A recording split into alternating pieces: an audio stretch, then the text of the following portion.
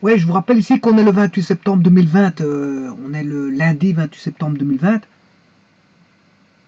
avec une journée qui semble très très maussade parce qu'en fait il n'arrête pas de pleuvoir depuis... Bon, cette temps-ci il n'arrêtait pas de pleuvoir, mais ici la météo semble de plus en plus très très mauvaise. Bon, elle fait des siennes, mais c'est tout à fait normal, on est en automne. Mais ceci étant dit, c'est pas grave. Bon, vous resterez peut-être chez vous pour faire des exercices de calorimétrie, pourquoi pas. Et voilà, en cette journée du 20 septembre. Alors, je vous propose ici un nouvel exercice. Donc, on chauffe jusqu'à une température de 100 degrés une masse de pétrole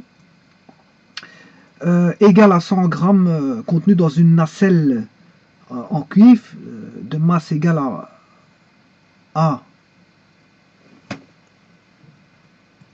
150 grammes.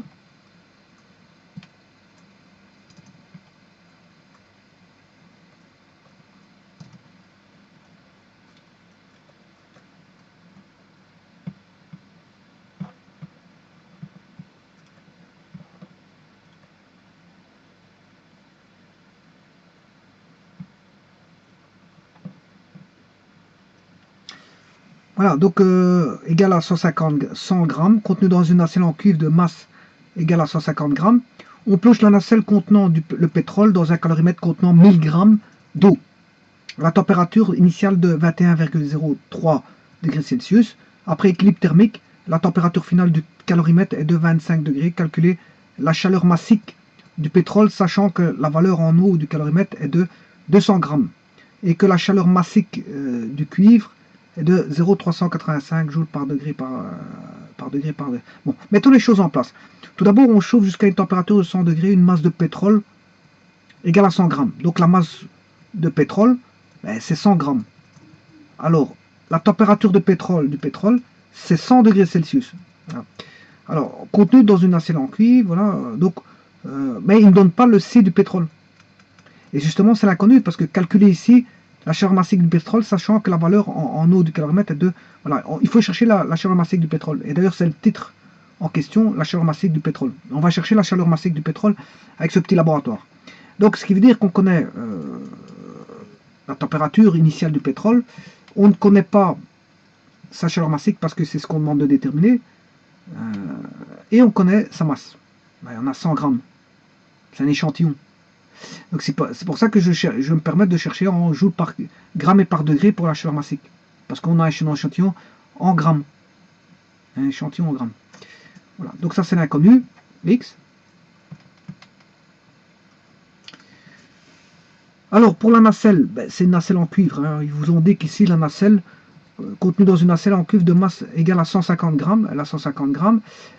Comme c'est une nacelle en cuivre, on connaît la chaleur massique du cuivre, elle est là. La chaleur massique du cuivre est de 0,385, elle est connue. Voilà, et alors, la nacelle fait 1000 grammes, ça fait 1 kg. Donc, je vais chercher tout ce qui est nacelle en cuivre. Température de la nacelle, ben, c'est la même chose que ben, il est contenu dans la nacelle.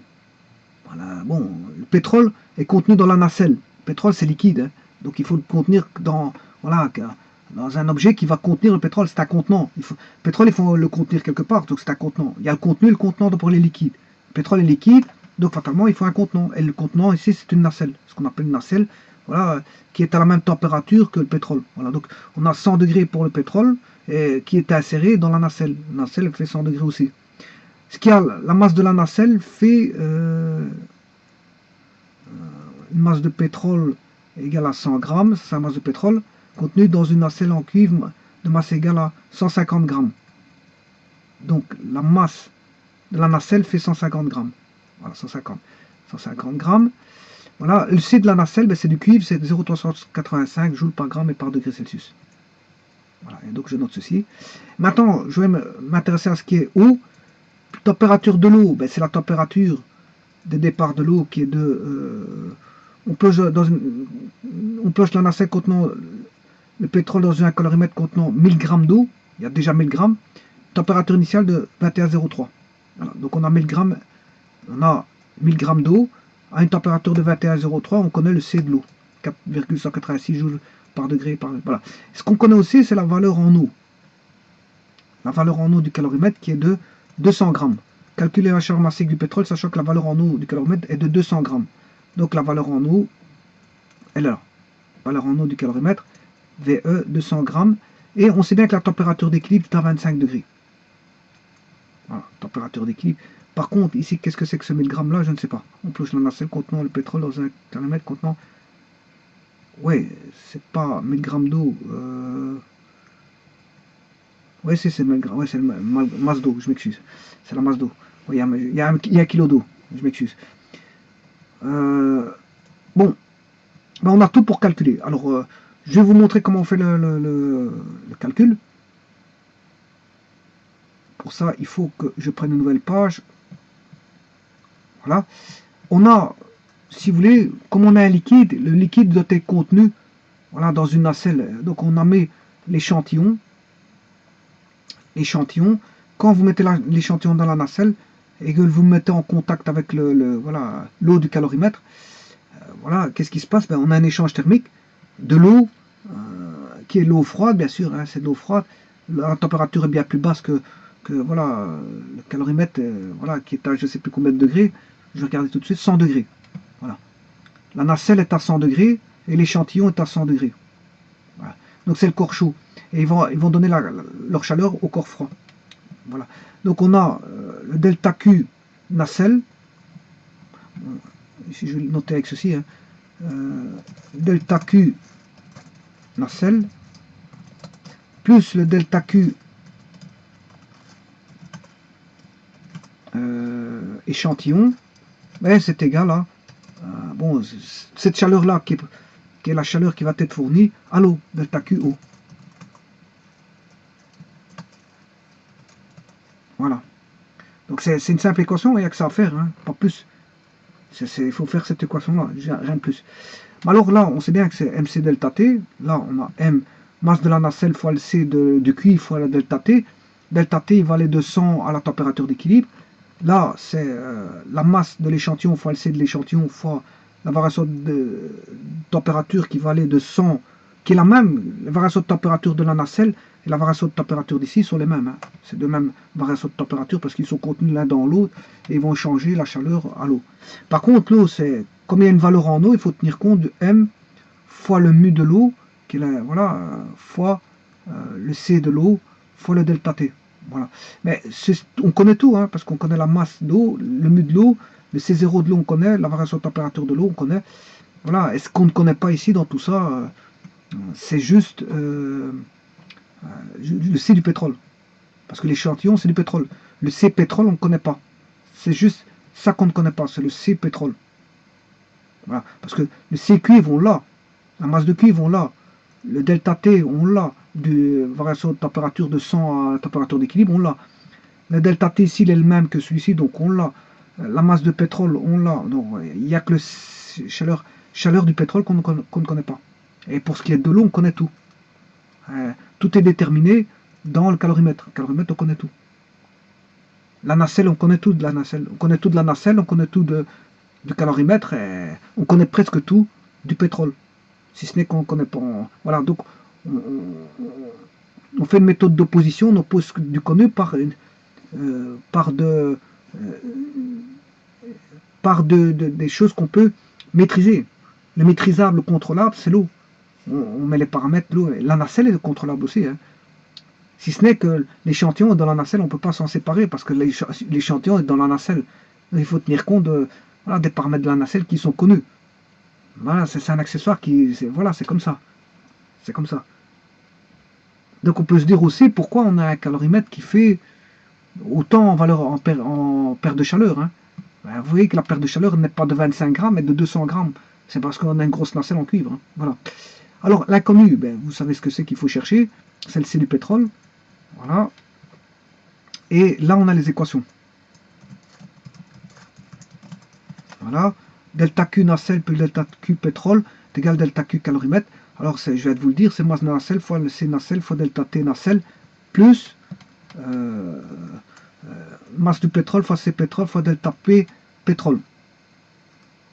C'est égal à masse d'eau plus le mu de voilà, valeur en eau fois le C de l'eau fois delta T de eau. Voilà, vous faites ça. Bon, maintenant les delta T, il faut les connaître aussi. Delta T nacelle, Mais la température d'équilibre est de 25, elle est là, hein, 25, vous faites 100 moins 25, 100 moins 25, vous avez la température de variation de la nacelle en température, elle va varier de 75 degrés.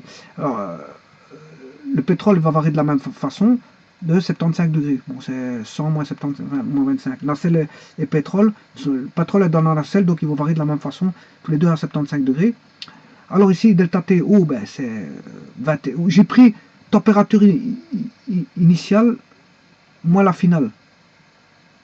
Voilà, donc ici j'aurai un négatif, mais c'est pas grave, hein, je vais mettre un moins après pour l'enlever ce moins. J'aurais pu mettre 25 moins 21,03, mais j'ai fait 21,03 moins 25, c'est pas grave, j'ai laissé un moins. Mais après, ça veut dire que je dois le tenir compte par après pour l'éliminer, en mettant un moins devant. Mais je le ferai après, je vous montrerai. Donc pour la nacelle, c'est quoi? C'est la masse de la nacelle, 150 grammes, fois le C du cuivre, 0,33, et la variation de température de la nacelle, 75.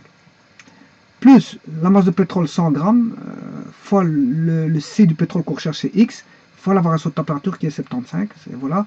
Et ceci c'est égal, bien sûr pour le calorimètre, 200 grammes, on a 1 kg d'eau, plus 200 grammes qui est la valeur en eau, voilà, fois 4,186 fois la variation de température qui est, voilà, j'ai mis 3,97 et non pas moins 3,97, donc j'ai pris l'opposé, donc le moins il disparaît.